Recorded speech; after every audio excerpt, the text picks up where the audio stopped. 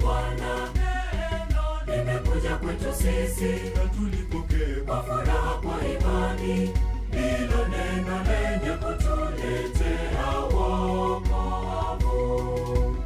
Karibu mpendwa msikilizaji na mfuatiliaji wa St. Gaspar Media katika kipindi cha tafakari ya injili ya siku. Leo Jumamosi, juma la 12, kipindi cha kawaida cha mwaka A wa kanisa. Masomo ya leo. Somo la kwanza linatoka katika kitabu cha Maombolezo sura ya 2 aya ya 2 na aya ya 10 hadi aya ya 14 na aya ya 18 hadi aya ya 19. Na Injili takatifu kama ilivyoandikwa na mwinjili Mathayo sura ya 8 aya ya 5 hadi aya ya 17. Karibu tusikilize Injili.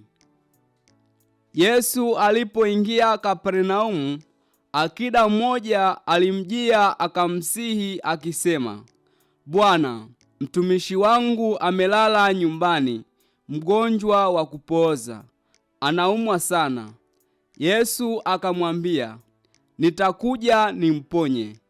Yule akida akamjibu akasema, Bwana, mimi sistahili wewe uingie chini ya dari yangu, lakini sema neno tu na mtumishi wangu atapona.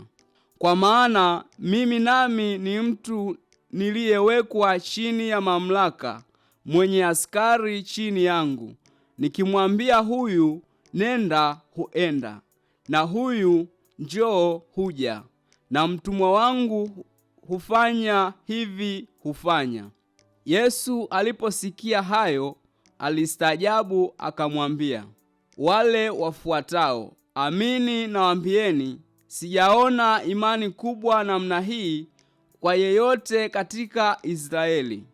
Nami nawaambieni ya kwamba wengi watakuja kutoka mashariki na magharibi, nao wataketi pamoja na Ibrahimu na Isaka na Yakobo katika ufalme wa mbinguni. Bali wana wa ufalme watatupwa katika giza la nje, ndiko kutakuwako kilio na kusaga meno. Naye Yesu akamwambia yule akida, nenda zako na iwe kwako kama ulivyoamini. Mtumishi wake akapona saa ile ile.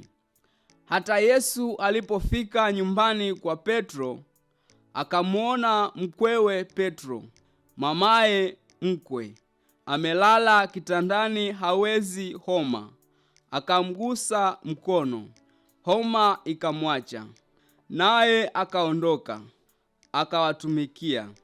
Hata kulipokuwa jioni, wakamletea wengi wenye pepo, akawatoa pepo kwa neno lake, akawaponya wote waliokuwa hawawezi, ili litimie lile neno lililonenwa na nabii Isaya akisema, mwenye aliutwaa udhaifu wetu na kuyachukua magonjwa yetu.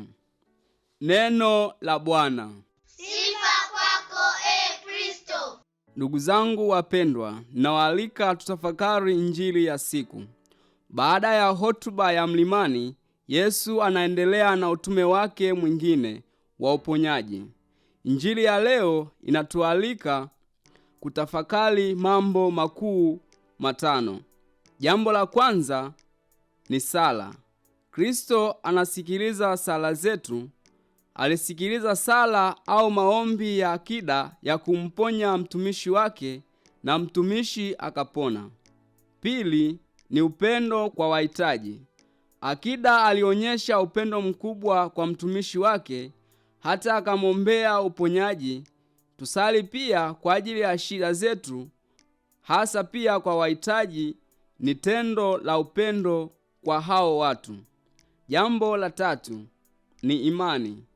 Akida huyu hakuwa Myahudi, lakini aliamini uwezo wa Yesu Myahudi kwamba ungemponya mtumishi wake, na kwa sababu ya imani hiyo alitendewa vile alivyoomba.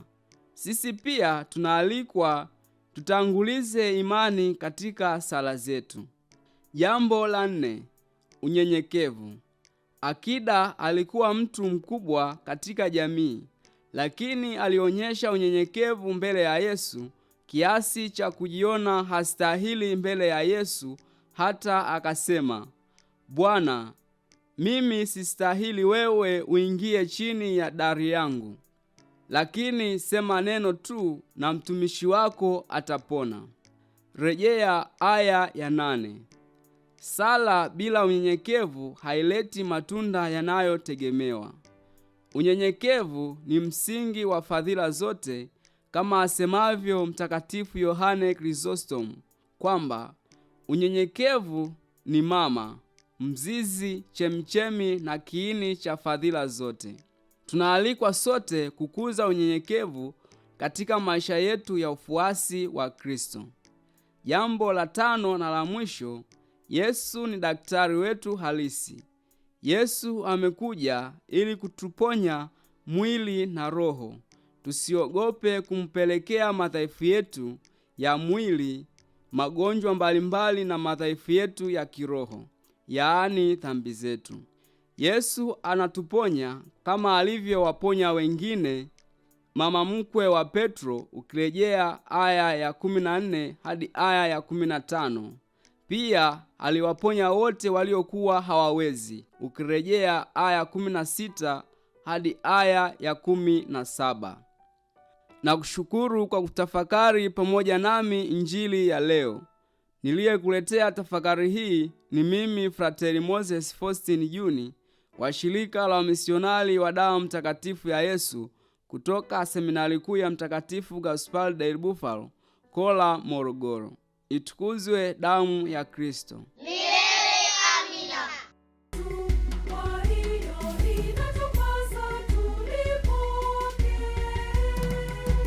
Neno la Bwana limekuja kwetu sisi, na tulipokee kwa furaha kwa imani.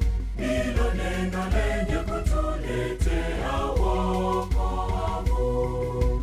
Neno la Bwana limekuja kwetu sisi.